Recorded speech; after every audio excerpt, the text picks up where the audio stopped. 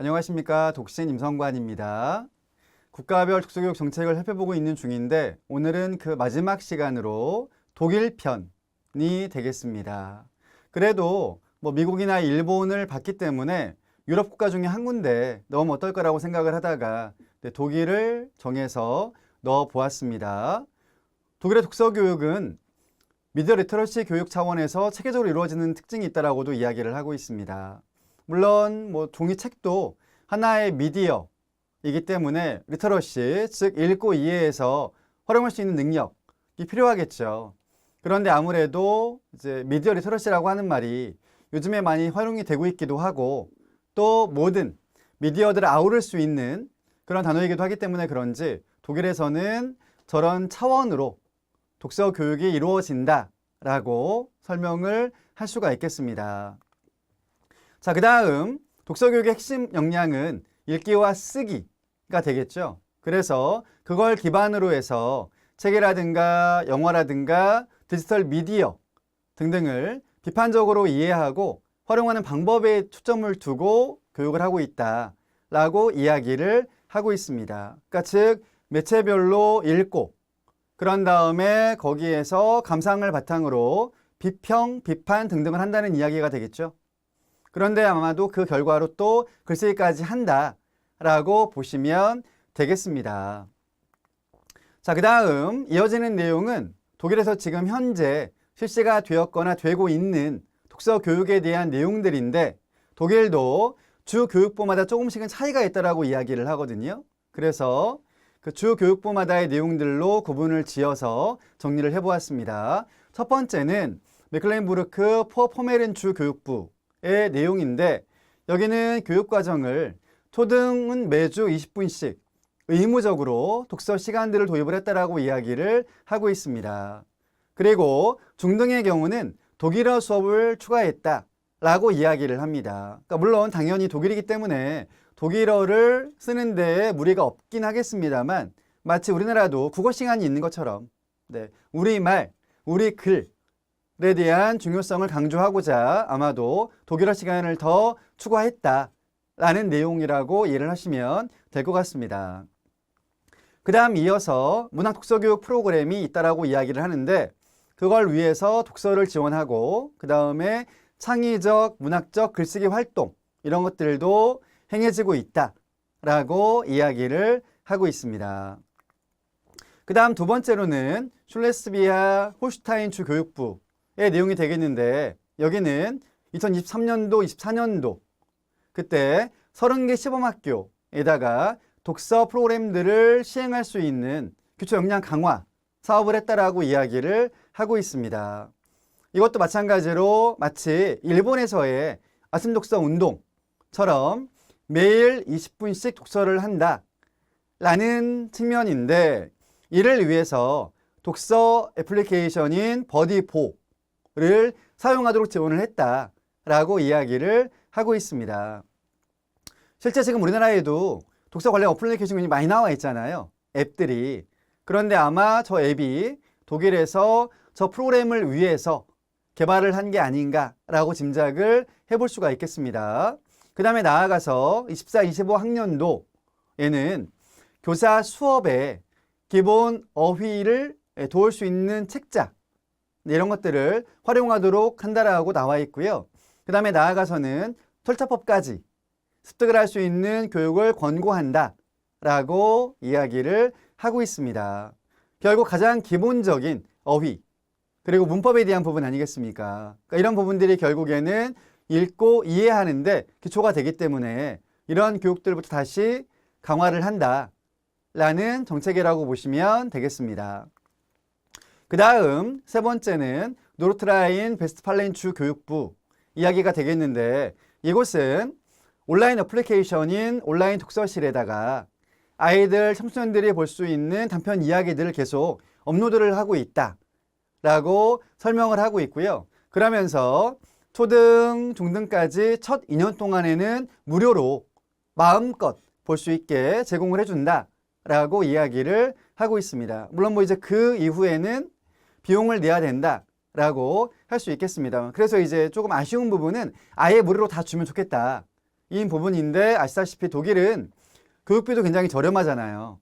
심지어 대학교 학비도 뭐 한 학기에 20~30만 원 정도밖에 안 된다라고 알고 있거든요. 네, 그렇기 때문에 일단 기본 교육비가 없기 때문에 사실 이런 측면에서의 약간의 유료인 경우라도 비용이 크지 않을 것이다. 또한 비용이 조금 발생하더라도 부모님들이 크게 부담을 느끼지 않을 것이다 라는 예측을 해볼 수도 있겠습니다. 그 다음에 이어서 초등학교의 절반 이상이 이 앱을 활용한다라고 이야기를 하고 있는데 약 교사들은 4,600명가량, 학생들은 훨씬 더 많은 85,000명가량이 참여를 하고 있다라고 이야기를 할 만큼 저 앱을 활용한 나름대로의 프로그램들이 활성화가 되고 있다라고 이야기를 할 수가 있겠습니다. 자, 그 다음에 마지막으로 함부르크 주교육부의 이야기인데요.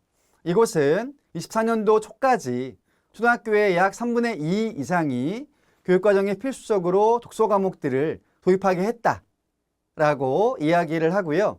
그 다음에 연간 1,000유로, 한화로 약 140만 원 정도라고 하는데 그 정도의 독서교육 비용들을 지원을 했다. 그러니까 즉 교육을 하려면 도서가 필요하지 않습니까? 그 도서를 구입할 수 있는 비용을 별도로 지원을 했다라는 이야기가 되겠습니다. 그리고 나아가서 매주 4일 혹은 5일 동안 1회 최소 20분씩 독서 시간을 가져야 된다. 역시 이것도 아침 독서랑 이제 비슷한 맥락이고 앞서 다른 주에서도 이미 하고 있는 그런 내용이라고 설명을 드렸습니다. 그거랑 비슷하게 일주일에 4번 혹은 5번 동안 매 일마다 최소 20분 이상씩 책을 읽어야 된다라고 하는 그런 시간들을 편성했다고 이야기를 하고 있고요. 얘들을 다 더하면 일주일에 최소 80분 이상씩은 독서 교육들을 해야 된다라고 아예 주교육부에서 이 내용들을 못을 박아 놓았다라고 이야기를 하고 있습니다. 근데 이게 중요한 게 역시 단위 학교들은 지원청, 교육지원청 아니면 시도교육청 지침을 따르지 않습니까? 물론 더 상위는 교육부가 있기 때문에 거기에 지침을 따를 텐데 그런 데에서 아예 이렇게 규정을 만들어버리면 단위학교는 할 수밖에 없습니다. 실제로. 그래서 이렇게 아예 만들어 두었다라고 하는 예를 살펴보았습니다.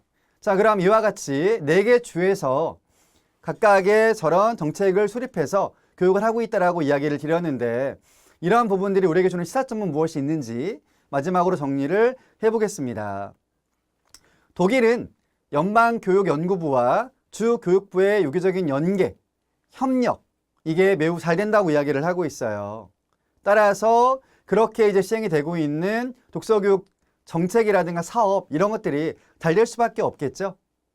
네, 따라서 이 기관들끼리의 협력 이게 얼마나 중요한지를 이 내용을 통해서 알 수 있게 되었다라는 부분이 되겠고요. 그 다음에 아동 청소년들의 읽기, 쓰기 이 역량이 가장 기본이지 않습니까? 실제로 이게 결국에는 학교 교육과정 아니면 뭐 학습 내용, 학습의 능력 성과와도 이어지는 부분이기 때문에 그 두 가지를 기초 역량으로 정하고 그리고 학교 교육과정에 의무적으로 이 시간들을 넣을 수 있게끔 앞서 이야기 드렸잖아요. 뭐 매일 혹은 뭐 4일 내지 5일 정도 최소 20분씩 읽어야 된다. 그리고 철자법에 대한 수업도 해야 된다. 라는 규정 떠올려 보시면 되겠는데 그렇게 의무적으로 하게끔 만들어 놓고 있다는 이야기인 거죠. 따라서 학생들은 물론 그 의무적으로 해야 되는 부분들이 힘들지 모르겠습니다만은 선생님들이 체계적으로 진행을 함으로 인해서 학생들의 문해력, 뭐 읽기 능력, 그 다음 나아가서는 학습 능력, 그리고 더 나아간다면 지역사회 혹은 국가사회에 적응하는 그 역량들을 더 키워주고 있다라고 이야기를 할 수가 있습니다. 상당히 좋은 제도라고 생각이 듭니다. 따라서 우리나라도 지금 이제 이렇게 여러 나라들의 정책들을 다 참조를 하겠죠. 그런 다음에 우리 실정에 맞는 정책들을 개발을 하고 적용을 시키고 있는 그런 중인데 그래도 여전히 워낙에 인터넷 환경들이 잘 갖춰져 있고 또 미디어가 많다 보니 그쪽에 조금 더 몰입한 학생들이 많이 있지 않습니까? 그래서 정말 실질적으로 적용을 하고 그런 다음에 학생들이 참여를 통해서 도움될 수 있는 그런 정책 마련이 필요하지 않을까라는 생각이 듭니다. 자, 그런 부분들 도출하기 위해서 우리나라를 비롯해서 여러 나라들의 정책들을 살펴보았고요.